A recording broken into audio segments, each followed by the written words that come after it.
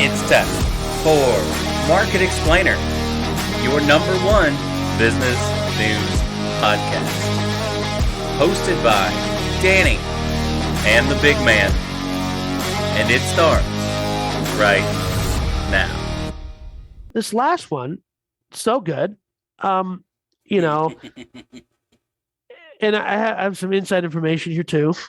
From 21 to 22 January, the top trending how to become career search was real estate agent on Google.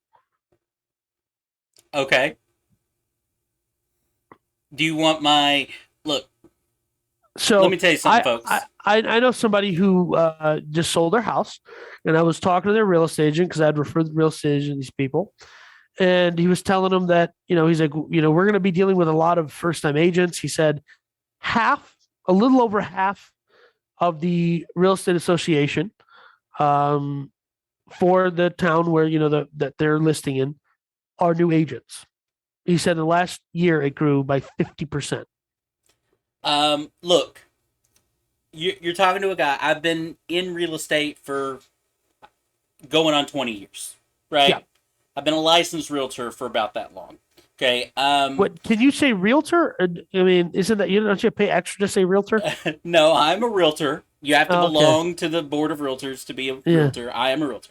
Okay. There is a difference between a realtor and a real estate agent.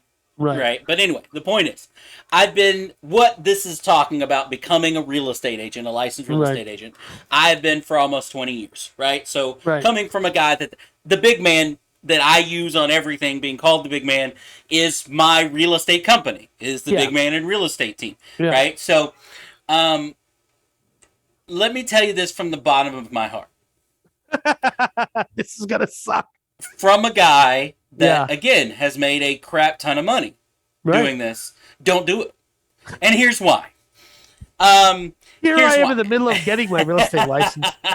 Look, every time the market is this way, in the mid-2000s when the market was up, in 2015 when the market, pre-Panini, and now, every time the market is way up, everybody seems to be making money in real estate, and so everybody goes out and get their license, right? Because it's relatively simple and inexpensive to do. There's somewhere every day that you can sign up for your state to take all of the courses to become a real estate agent for $500 or $600, right? And then for another couple of $100, you can take the exam to get licensed. And then for about $1,500, you can join the organizations you need to join to do business. Yeah. So you can start your own essential company, right? For a couple of grand. So it's relatively inexpensive to get started.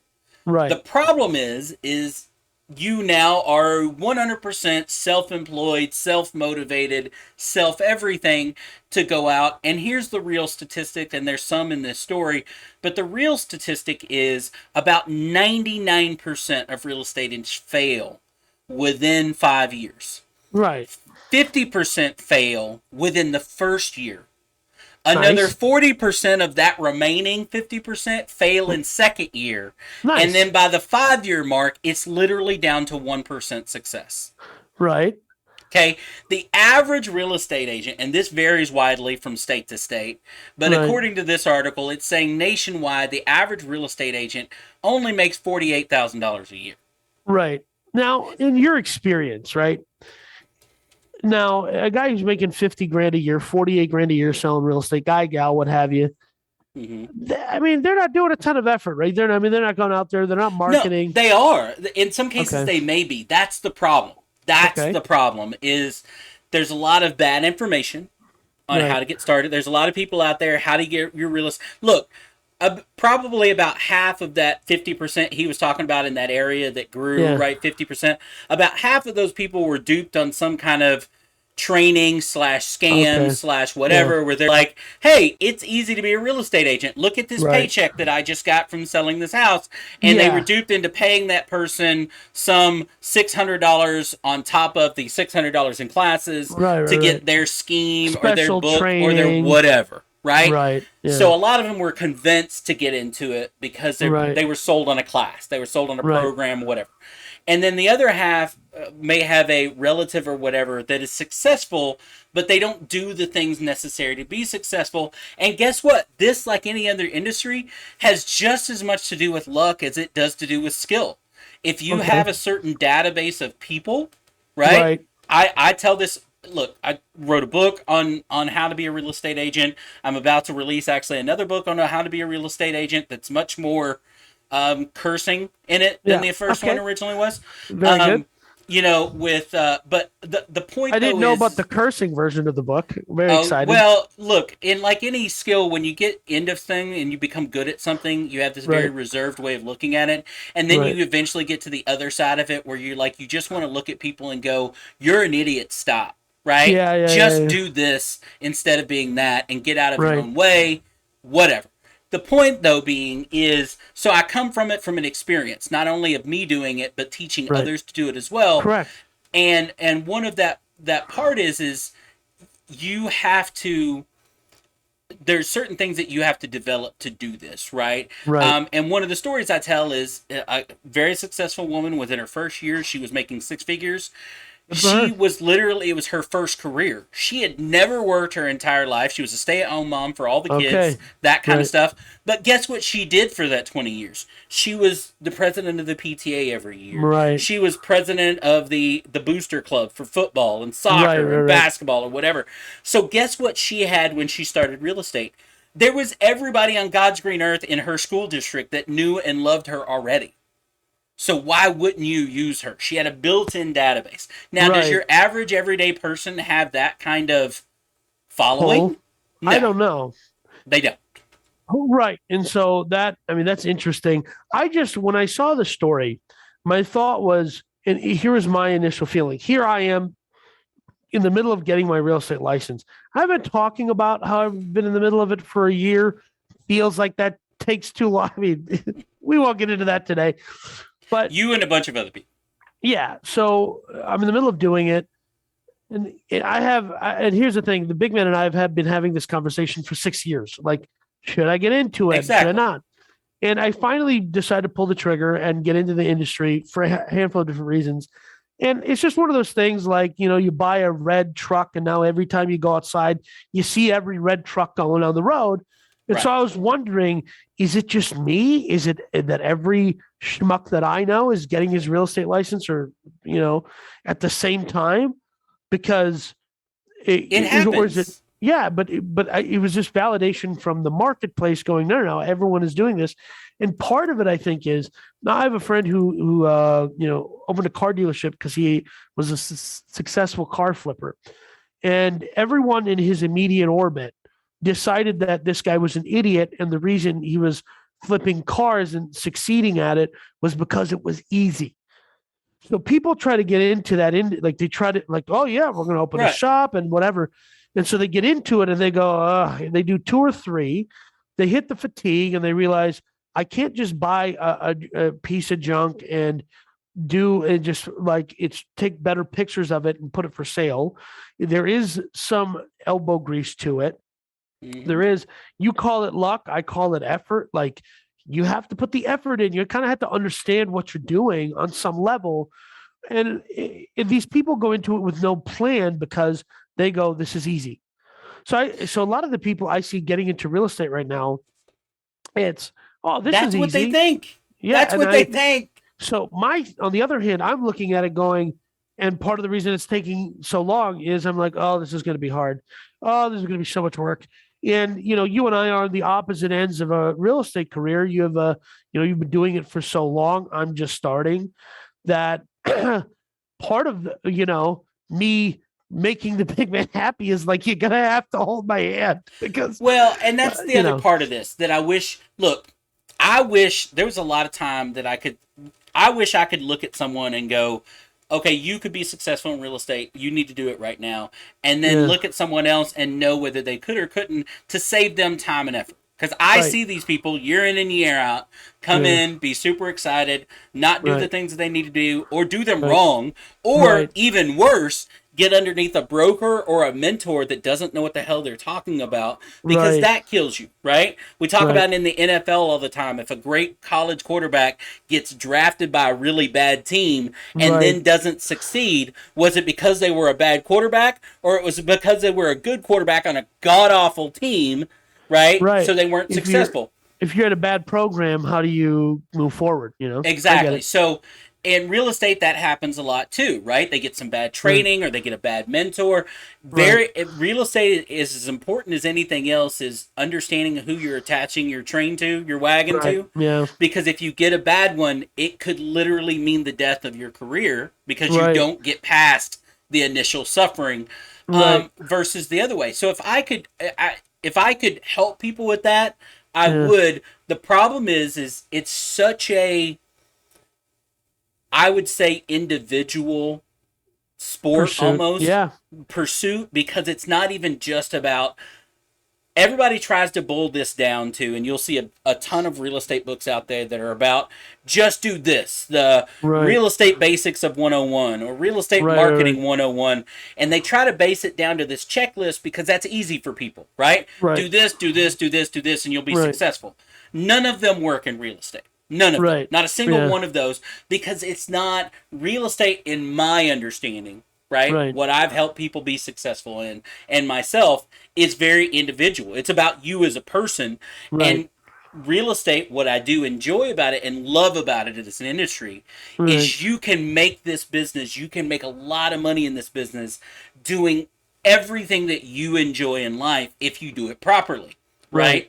The problem is if you try to, what we try to do real estate, like we do a lot of other things, is we look at somebody like Gary Vee and we try to mimic them, or you look like a Right. YouTuber, you find a YouTuber that you like and you try to mimic them. Real estate is not one of those. You can't Okay. just mimic somebody that you're not Yeah. and be Fair enough. successful. They Right. have become that person because they're on the successful side, right? Right. And the world that you live in is not the world that they made their business in. I say that all the time to newbies in real estate right now. They come up to me Right. or they call me and they go, "Well, what did you do when you started?" Dude, Yeah. that was 15, 20 years ago. If you do what I did back then, it wouldn't work. We live Right. in a Yeah. completely different world, right? Right. Than I back mean, then. I see a lot of younger kids using TikTok and real estate kids, but they're licensed agents. Right. And at first I was like, well, that's stupid. And I go, is it stupid? Isn't that like, isn't that where the person? Are you telling me that the person who's going to buy a $600,000 house in Dallas doesn't have kids, so they got a TikTok because their kids have it, and now they're searching real estate elsewhere, and so now it starts popping up on other apps. Mhm. So it doesn't. It does make a lot of sense, but I just think it's one of those things where the meme is that like lady in her 40s getting divorced, that's like, okay, I got to get my real estate license, and that's the kind of trope that exists. And to realize that we're all that Karen, right? Like a lot of it wasn't just the one lady who was getting divorced. We all were like, I'm quitting my job. I'm going to go sell real estate.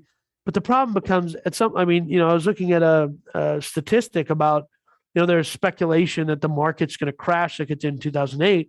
But in 2008 and 2007, there was something like 3 or 4 million houses for sale.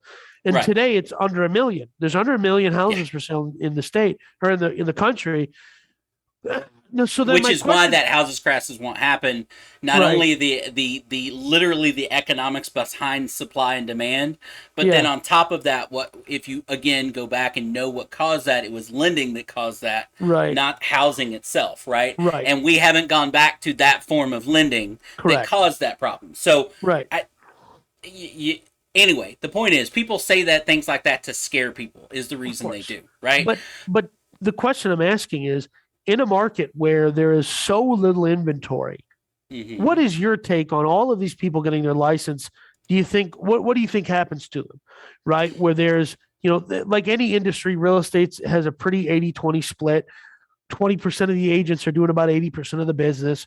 And then the 80% of the agents are splitting the rest, which is why many agents are making 48 grand a year, right? And they're really trying to get out there and make it. And I know people like this where it's just like it's going to be a slog, right? Getting in real estate's a slog. And so then you start getting into other ancillary things or what have you. But I even saw a TikTok of a reel of somebody saying, here are 6 ways to make 6 figures. I just got my real estate license and I have these 12 other things I do. It's like, buddy, your clients, like you're not looking after your client's best interest because you're just doing this to rip, 20 grand out of their Well, pocket today. look, I on this podcast and in real life, I deal with new agents almost daily, right? Yeah. Whether it's a phone call from a new agent, whether it's somebody that's wanting to be a real estate agent, you know what I mean, whatever. I deal with these people every day and I'm very upfront and honest with them. And I will Yeah. tell you flat out. So people start out with, for example, well, I'll get my real estate agents and I'll start out doing it part-time. Yeah. Hey, that is absolutely your choice, and some people go that route. However, I would encourage you, as always, to be honest with your clients. And if you tell a Yeah. client, hey, I only do this part time, I'm an electrician during the day, why Right. would they hire you versus someone that does this full time? Correct. They And can't. On top of that, why, as you as a new agent, if you hide it from your clients and then they find out you're a new agent, you're fired. If you're upfront with them, you're again at a disadvantage versus someone else. Usually the right. first 6 to 12 months goes not necessarily great, but they find a stride because you're using your existing network. Your Right. mother-in-law uses you because she was looking for a house anyway. Your Right. sister's friend uses you because she was looking for a house anyway, or Right. whatever. The real hard part comes year 2 when you've exhausted your normal network Yeah. because again, we don't buy and sell houses every month, right? Right. The individual doesn't. They do it in a matter of 5 to 7 years, right? Right. So once you've exhausted what is your normal network, even if you have a good one, right? Right.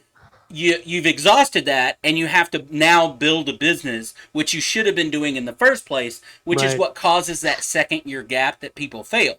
They get off Right. and running in the beginning because, oh, I know 3 people that want to buy and sell houses, right? Right. Yeah. And then it's gone, and they spent that time doing nothing and helping those people rather Right. than building a business that was going to sustain itself Right. and then get into year 2 and 3 and 4 and 5 and so on and so forth. It's very rewarding, but it's a lot of work, and you have to find your way to do it to get through it. Right. And that's the part I think was about that's what this appears to me. People going, "Oh, this is easy." And it's like, if you want to become an accountant, you have to go get an accounting degree and then you have to take a test and you have to blah blah blah blah blah. This is you take 3 weeks of courses and you go, I just put up signs and I just do HGTV and now I'm the Property Brothers, right? Well, And that was actually a running joke among that 20% of real estate agents like us that do 80% of the business. The yeah, running joke pre Panini was yep, when someone would come up to us about wanting to be a real estate agent, we would yeah, tell them that they have to stop watching HGTV for at least 6 months and then reevaluate. okay, Because everybody's watching HGTV and you see these reality shows, which guess what, folks? These are not reality. They're reality TV shows. well, no, They are it's a scripted. it's a reality show, but it's not real. That's Right.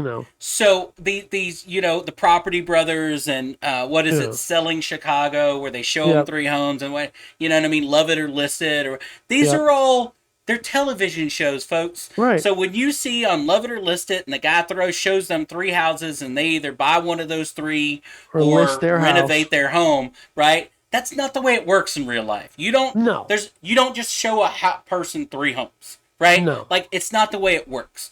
And they just buy it. And they're a, butterfly wrangler and they buy $1 million home as their budget. correct, That's yes, not the way the real life works, right? But no, they see that and they watch the show after show after, and it's almost formulaic, right? right, And they yeah, think that's what it is.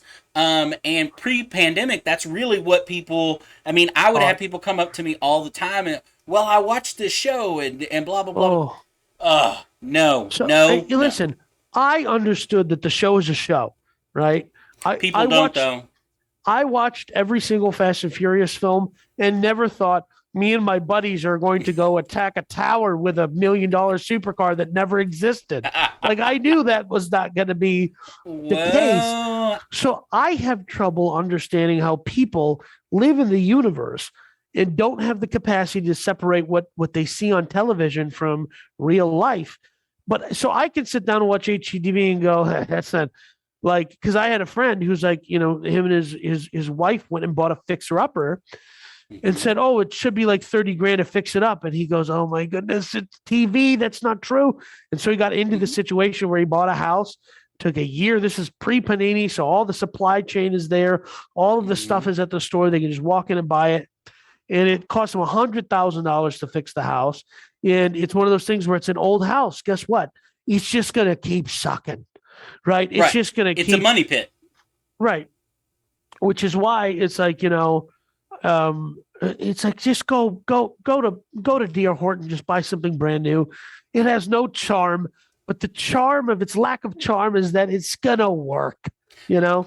But So this goes back to, I think two things come from this. One, like we talked about, the people see television, they see other people's success, and they underestimate what that takes to get that success. And right, this is every industry, not just real estate, right? right, It's every independent industry, right? right. And the second part of that is, they,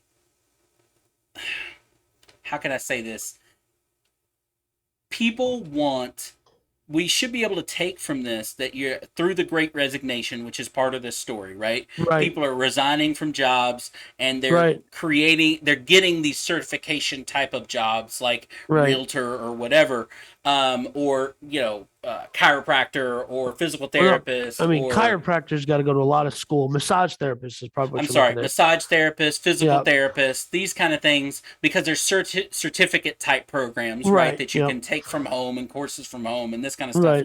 right. And I think what they're really chasing, though, is they're chasing the independence, the Yes. autonomy, the Yep. self control, right? Right. So I think what really needs to be thought about this is not about people becoming real estate agents. It's Right. about employers should take from this what employees are wanting. Right. They want A to be able to little. work from you, but they want to be able to work from you for the 8 hours a day that's convenient for them, right? Correct. They want to be able to get a paycheck, right? Right. But they want to be able to do these things. It's the autonomy. We can learn from this as far as what they're wanting from it. Right.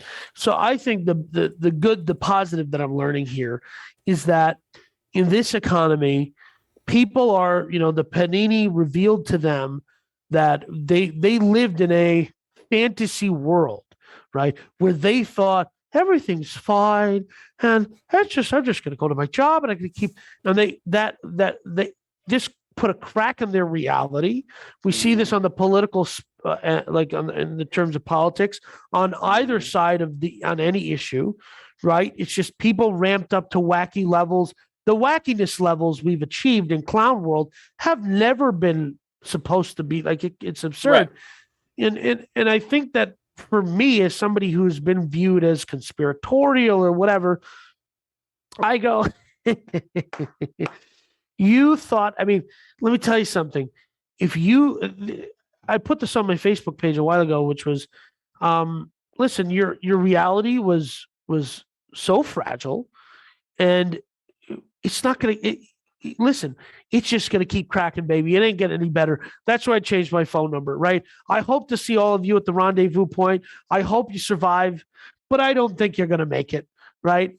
And here, Mm-hmm. and this is the conversation that I've already had with Big Man, where he goes, you're not going to be good at this. Don't even bother No, getting your license."